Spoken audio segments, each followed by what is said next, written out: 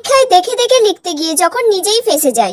যা কোয়েশ্চেন এসেছে মোটামুটি আমি তো কিছুই পারবো না, কি যে করব। বাবা, দিশা এবারে ওরকম খাতাটা খুলে লিখছে, কি ব্যাপার? ও তো ওরকম খাতা খুলে লেখে না, নিশ্চয়ই আমাকে দেখাবে বলে ওরকম ভাবে লিখছে।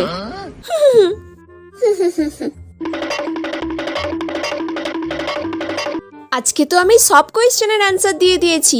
দিশা আমাকে এই প্রথমবার সব কোয়েশ্চেনের অ্যান্সার দেখালো।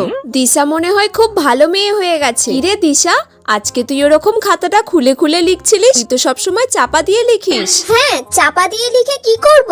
আজকে তো চাপা দিয়ে লেখার কোনো দরকারই ছিল না, কারণ 4টে সেটের কোয়েশ্চেন হয়েছে। তোর কাছে যে কোয়েশ্চেন পড়েছে আমার কাছে তো সেই কোয়েশ্চেন পড়বে না নিশ্চয়ই, কারণ আমরা দুজন পাশাপাশি বসেছি। কোয়েশ্চেন যখন এক নয় তখন চাপা দিয়ে লেখার কোনো দরকারই নেই। বলে আমি যে ওর খাতাটা পুরো কপি করলাম, আবার পরীক্ষায় ফেল।